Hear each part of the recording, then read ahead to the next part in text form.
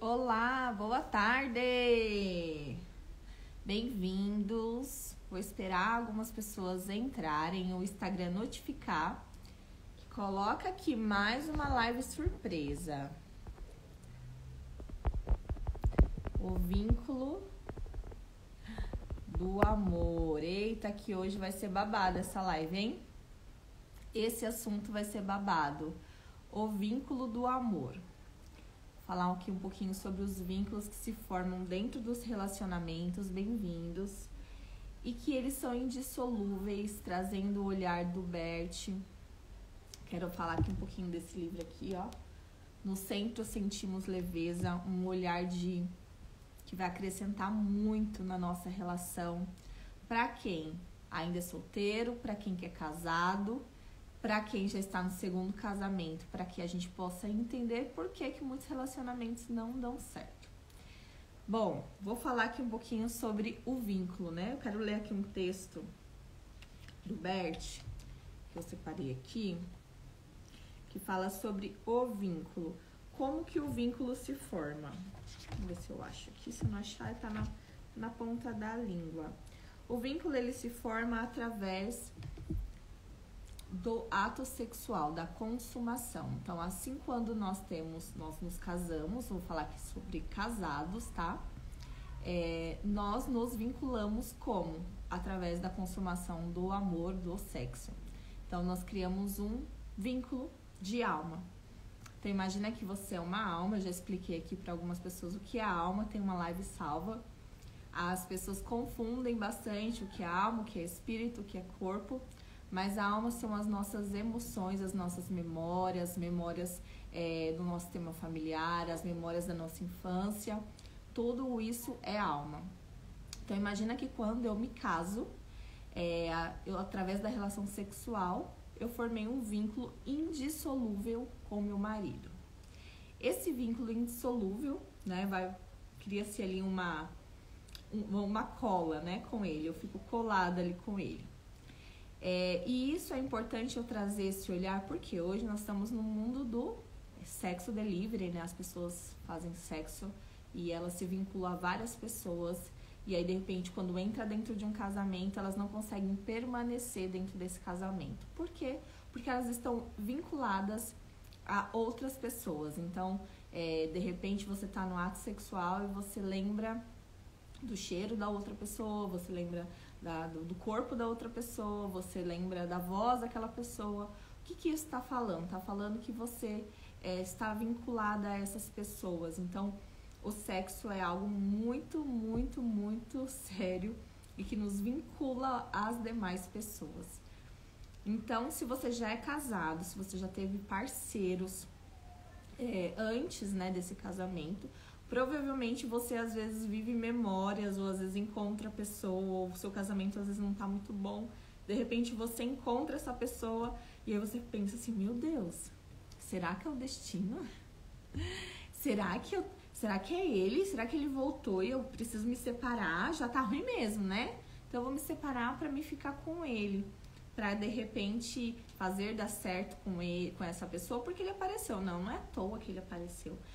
Na verdade, vocês estão vinculados na alma, então é possível que você se encontre em alguns lugares, de repente uma alma atrai a outra ali, e esse olhar de atração não é energia, não é nada, é o vínculo mesmo. A alma, ela quer o quê? Ela quer unidade, ela quer unir aquilo que está separado. Então imagina que dentro da alma está faltando alguém, então a alma ela vai querer trazer aquele parceiro sexual que você teve em algum momento.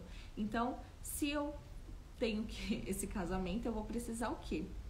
Honrar esses vínculos que eu fiz, honrar essas relações, para que eu diminua esse vínculo conforme não vou convivendo, mas eu vou diminuindo. Imagina o que é o vínculo?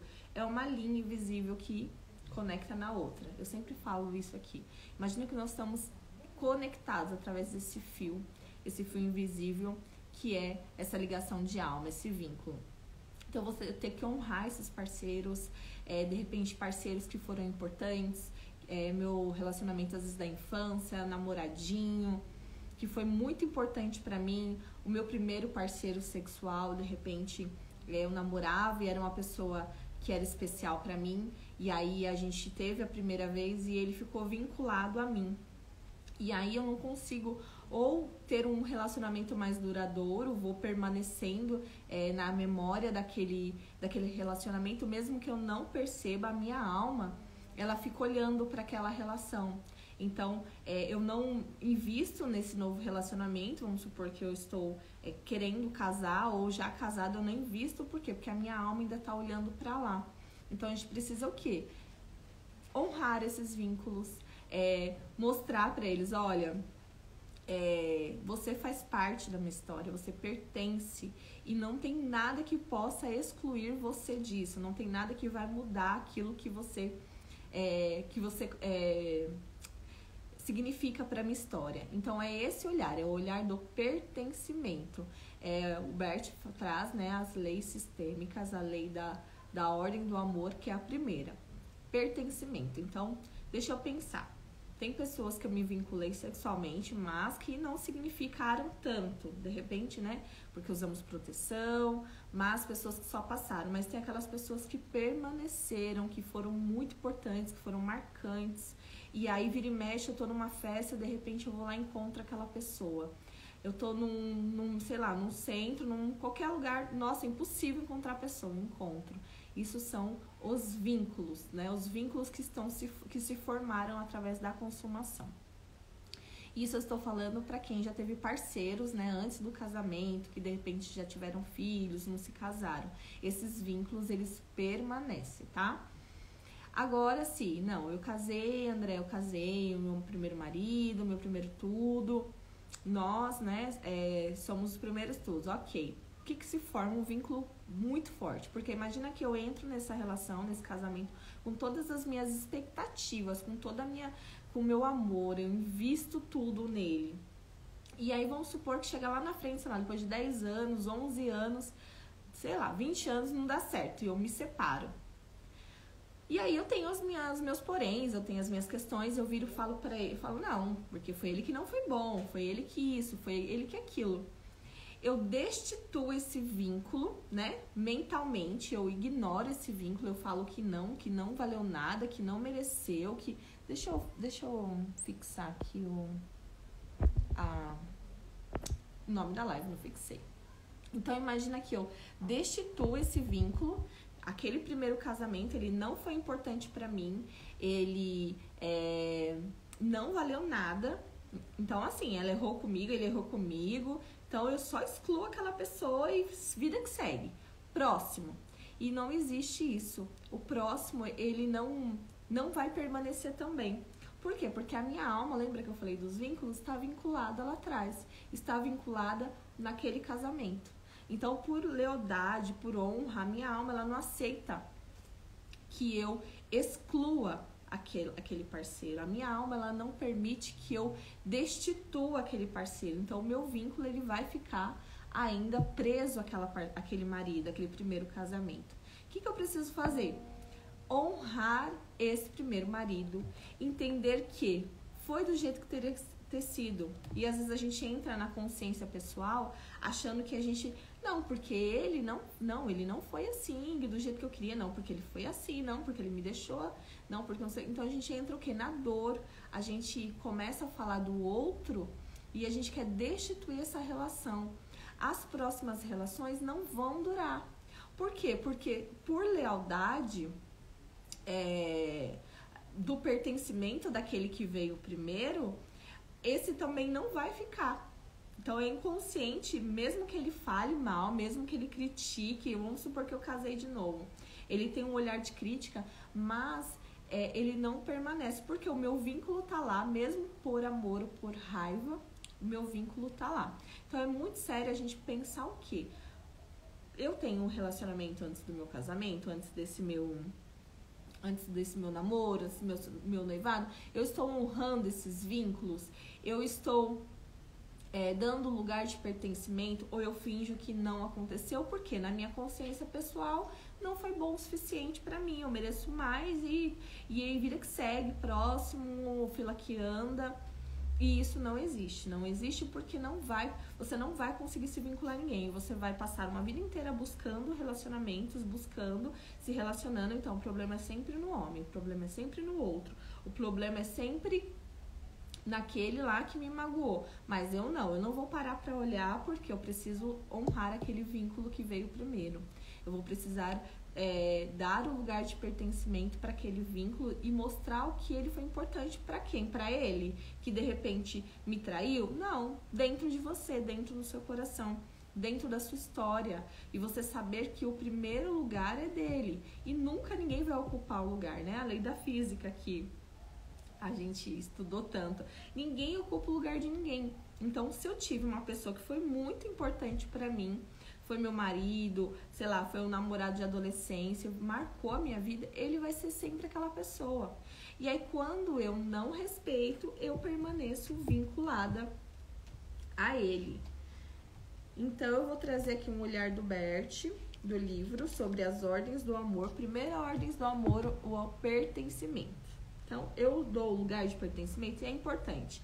Eu, vamos supor, tive esse relacionamento e excluo. Então, agora eu vou dar um lugar de pertencimento. E aí, e como que é a postura do meu novo parceiro, minha nova parceira? Ele honra quem veio antes dele? Ou ele destitui também? Ou eu destituo também quem veio antes na vida do meu parceiro, da minha parceira? Isso é importante porque imagina que fica um emaranhado. Por isso que na constelação a gente fala de emaranhados. Imagina que vira um bolo só de gente. Então, pensa que fica todo mundo se relacionando com todo mundo. Por quê? Porque tá todo mundo emaranhado. Lembra do cordãozinho invisível que eu falei? Dos vínculos que vão se formando? Tá todo mundo conectado. Aí é um que destitui o outro, um que não respeita o primeiro casamento do outro. E acaba se perdendo mais uma relação. E eu sempre vou agir o quê? Pela consciência pessoal. Não, porque a culpa era dele. Porque foi ele que não me respeitou, foi ele que não mereceu a mulher que eu sou, o homem que eu sou. E na verdade, quando a gente se move por desonra, a gente vai receber o quê? Desonra. E aí, a gente vai chegando no momento da vida que a gente vai ficando sozinha, amarga, e aí você fala, é todo mundo ruim. Todo mundo é ruim, só eu sou boa, só eu que sou a perfeita. E aí os homens são tão fuleiros, né? Vamos falar que pra mulher é tão fuleiro. Ninguém me alcança porque eu sou boa demais pra ele. Porque eu sou uma mulher, né? Que as mulheres falam. E na verdade não é isso. Na verdade não é que você não é boa, ou que os homens são ruins. O Bert fala na relação de casal que o homem serve a mulher e uma mulher serve o homem. O homem e a mulher, eles são diferentes, porém eles se completam. Então, quando o homem e a mulher, eles entendem que a mulher precisa ser feminina para completar o que? O homem no masculino.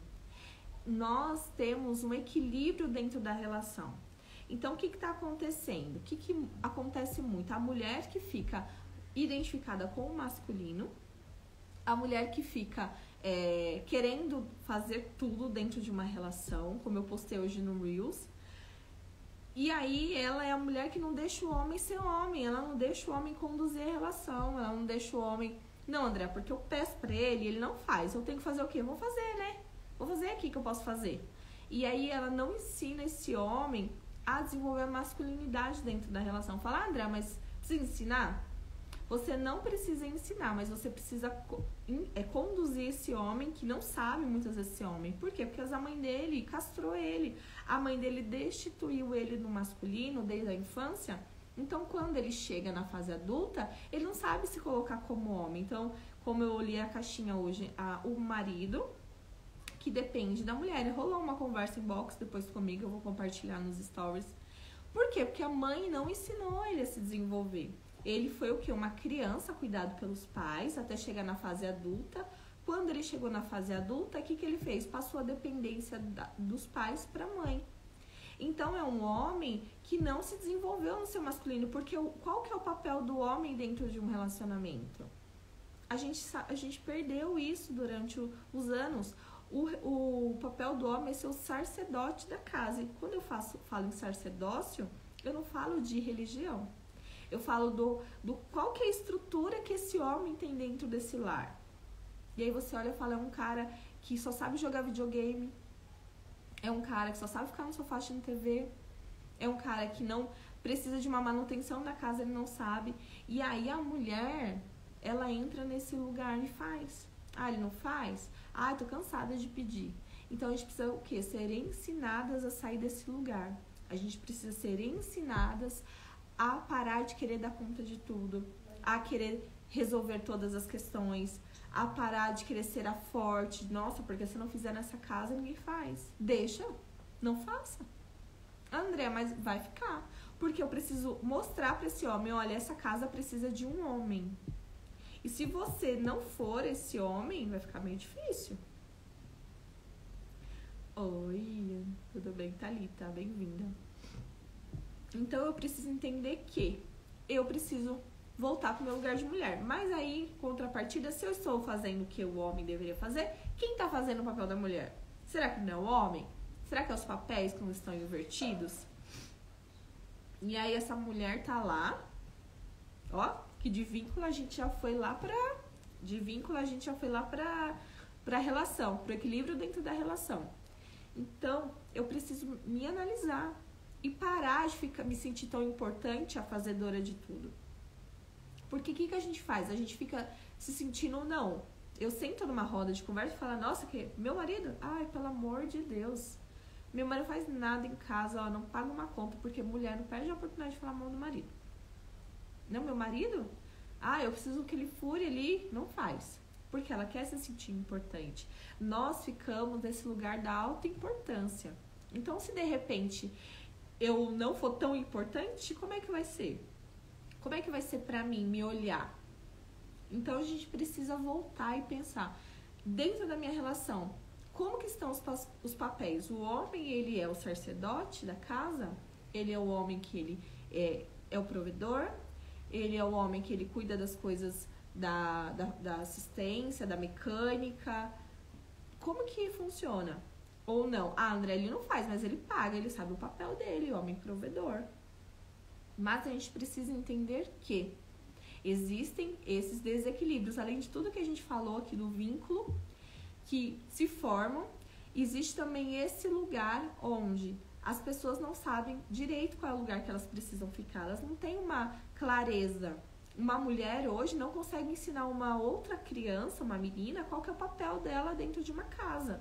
E aí, a mãe, às vezes muito ferida, o que ela vai ensinar? A partir das suas dores, a partir daquilo que ela vivenciou. Olha, se eu casei com um homem pobre, filha, não casa com um homem pobre, tá? Porque você viu que a mamãe passou, procura um cara rico, que aí ele vai te pegar, que é a criança, né? E vai criar você. Então, como que uma mulher prepara uma filha para se casar? Ela ensina os valores de uma mulher? Ou não? Ela fala, não, você não precisa de homem não, minha filha. Você não precisa ser poderosa, você pode, você faz tudo. Você não precisa de homem, porque ela tá falando de uma ferida dela. Então, as mulheres todas estão, não todas, né, gente? Não vou generalizar. Mas a grande maioria tá tão doente que ela não sabe qual é o papel de uma mãe ensinar um filho. André, eu não sou casada, eu tenho filho. E como que ensinaria esse menino a ser homem? Ensinando que o peso, quem pega é o homem. As coisas da manutenção, coisas de homem, churrasco, quem faz é o homem. Ah, mas como que eu vou ensinar meu filho? Ah, eu tenho medo de se machucar. Você tá protegendo seu filho e você tá castrando ele. É assim que a gente castra. Uma mulher ferida, ela vai trazer esse menino a desenvolver o quê? Uma fragilidade que não é dele. Aqui eu tenho 3 meninos, então imagina. A nossa super proteção, que o Jung chama de complexo materno, é a gente proteger esse homem da dor. Então, não, mas meu filho, aí existe uma situação, o pai quer levar pra jogar futebol. Não, você não vai levar ele não. Não vai, esse menino vai sumir, você vai machucar, você não olha nem você vai olhar o meu filho? Então, a gente priva esse menino de viver no mundo masculino. O menino, para se desenvolver, ele precisa estar entre homens. Ele precisa viver com homens. A menina precisa viver com mulheres. Só que o que está acontecendo? Tá todo mundo machucado. Você vê uma geração de pessoas que não valorizam o relacionamento, que se separam a rodo, que não valoriza nem os pais e nem os antigos vínculos, que é o que a gente tá falando aqui, não dá esse lugar de pertencimento a quem veio antes. Por quê? Porque eu não honro nem o meu pai, nem a minha mãe. Será que eu vou honrar meu vínculo, meu marido? Primeiro que eu tava montando a aula falando sobre a consciência arcaica. Eu não sei se vocês já ouviram falar da consciência de clã.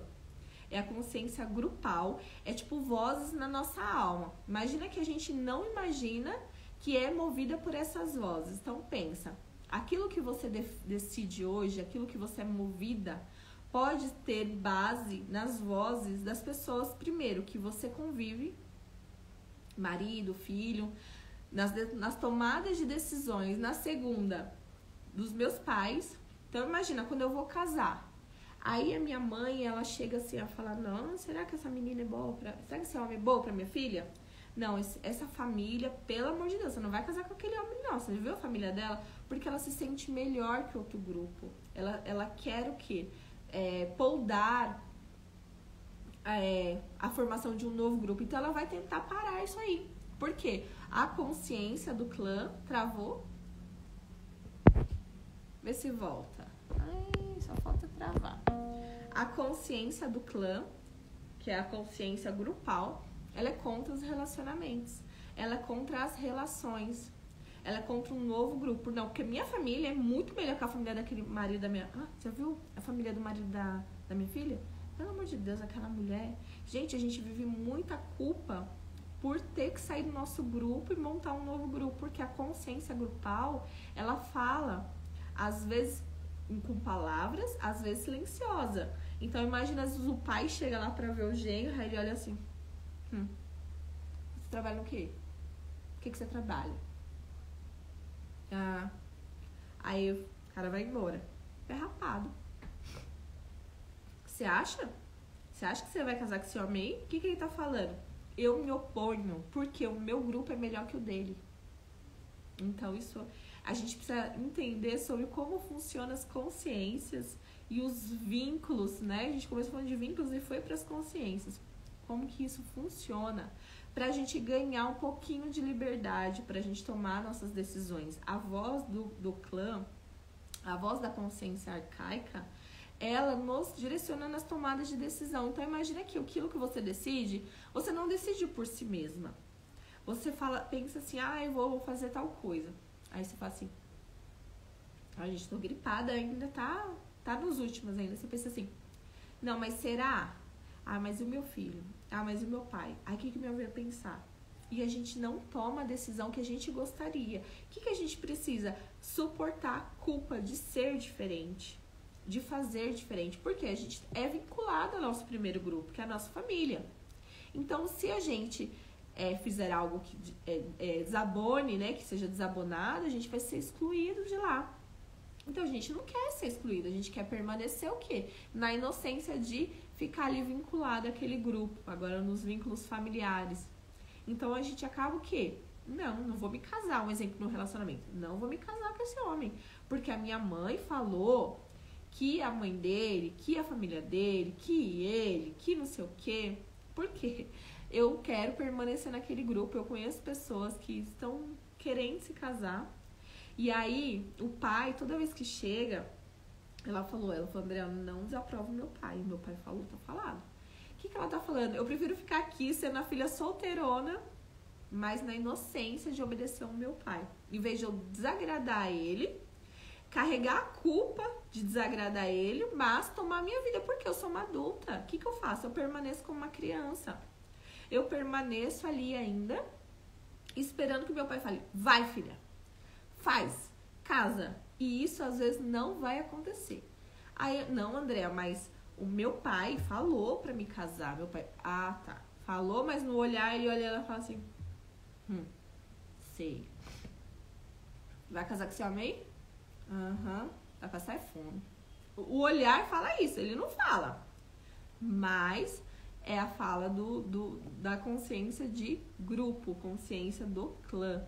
Então você imagina que a gente precisa sustentar às vezes e tomar a nossa vida pra gente fazer o que? As nossas escolhas.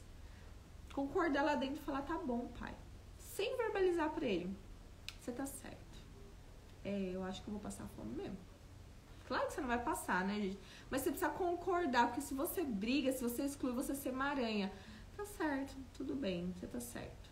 Mas eu vou tentar assim mesmo. E ir carregando esse peso, que é a culpa que dá aquele pezinho na alma, aquela dorzinha assim de fazer um pouco diferente do que eles queriam ou projetaram. Porque os pais, eu vi uma série, eu gosto dessas séries da Netflix, e aí a mulher fala assim, não foi isso que eu projetei pros meus filhos. Eu gostaria que eles casassem com 25 anos.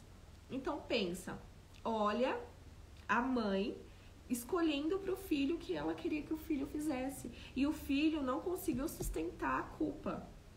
No caso é que foi diferente, porque ela é uma série indiana, e aí ela queria o quê? Que eles casassem, porque a tradição é casar, tal. E ele não queria, era nítido que ele não queria casar. Só que pela consciência de grupo, a voz da mãe dele, ele casou. Ele escolheu uma mulher depois de 100 mulheres que eles procuraram, que a casamenteira faz, os encontros.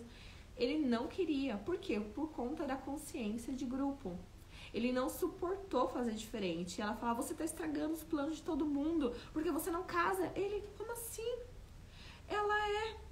O seu irmão quer ter filho, mas ele só pode ter filho quando você casar. Olha, gente, que absurdo. Que é uma tradição. Só que imagina que ele poderia ter falado, não, mãe, eu não vou me casar. Eu quero ser diferente. E tá tudo bem eu ser diferente. Tá tudo bem. Você pode ficar com raiva naquele momento, mas eu vou continuar sendo seu filho. Eu vou continuar sendo filho amado. Pode ser que você se decepcione, tá tudo bem. Só que a gente, na ânsia de pertencer e de ficar vinculado àquele grupo, àquela nossa primeira família de origem, a gente faz. Aí ele casou, mostra o casamento, mas imagina se esse homem vai ser feliz. Se de repente ele não vai ter que se divorciar e ter uma mancha na história dele. Por quê? Porque na verdade ele poderia falar, não, eu quero ficar solteiro, quando eu chegar lá mais velho eu quero casar. E ele gostava de estudar, ele gostava de ler, enfim. Aí você vê que a vida dele era essa. Então, a gente precisa entender que qual que é a culpa que eu carrego primeiro para estar num relacionamento. Tem mulheres, eu já considerei mulheres que elas se separaram porque a mãe não foi feliz no casamento. A mãe não conseguiu ter uma felicidade. Então, a culpa dela ser feliz no casamento fez com que ela sabotasse o casamento dela. Por quê? Para mim permanecer naquele primeiro vínculo, que era o quê? Com os meus pais, com a minha mãe. Então, para mim permanecer vinculado lá, eu me separei.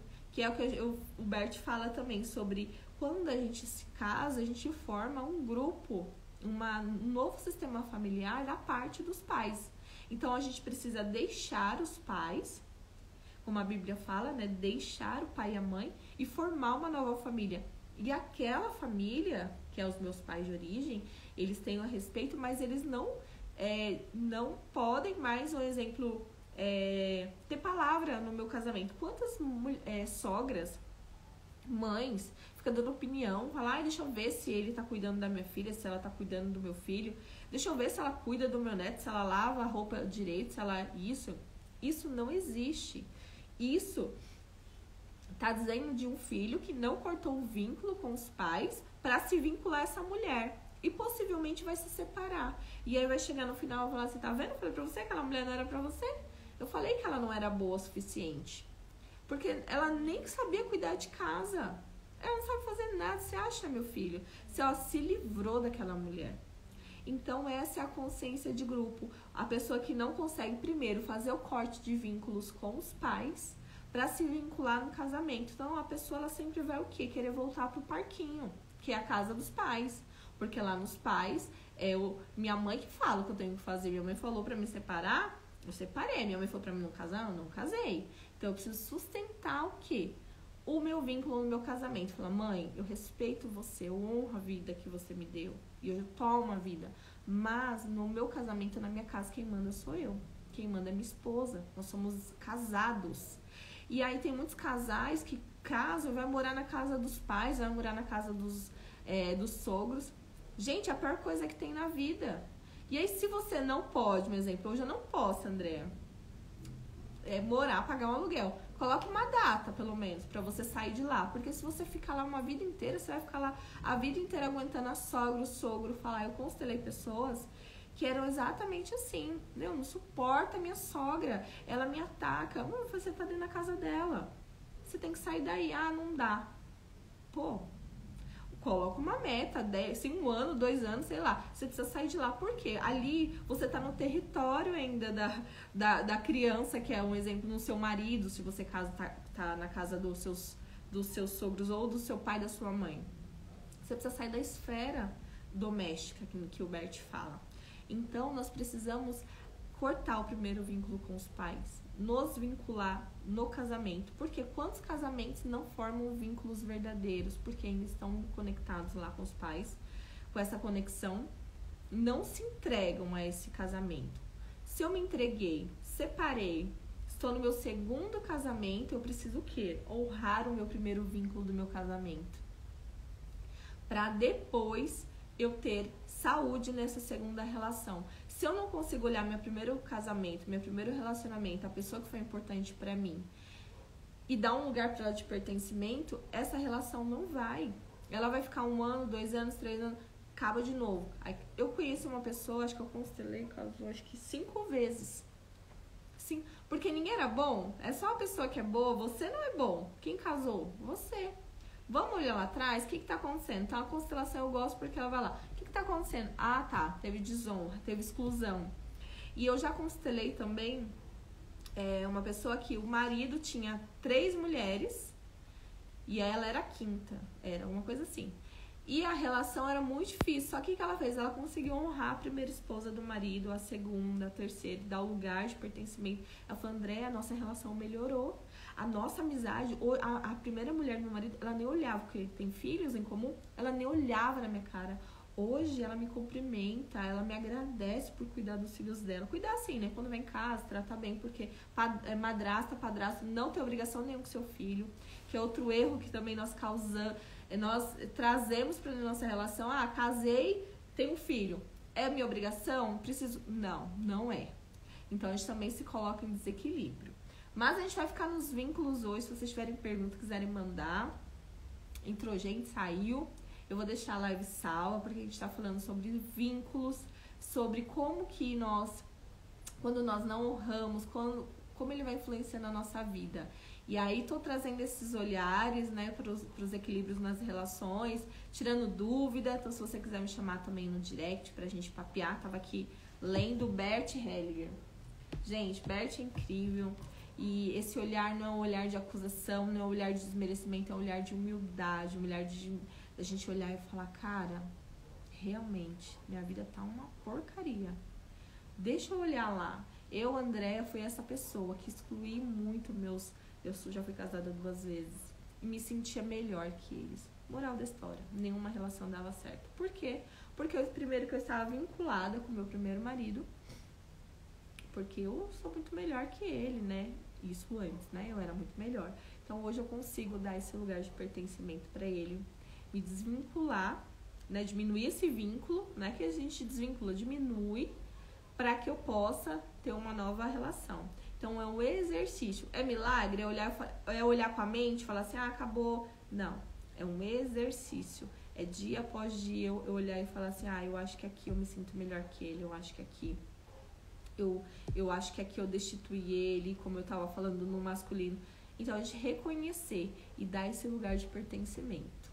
A gente vai liberando os nós, conforme a gente vai fazendo. E a nossa vida vai ficando assim, ó, mais fluida, mais leve. Pra quê? Pra gente escolher o que a gente verdadeiramente quer.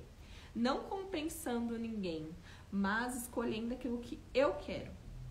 Que muita gente não sabe nem o que quer e escolhe pensando que sabe. A grande maioria. Mas esse assunto é outra live. Um beijo pra quem entrou, pra quem saiu. E eu vou deixar aqui o meu direct à disposição. Beijos. Ótima tarde pra vocês.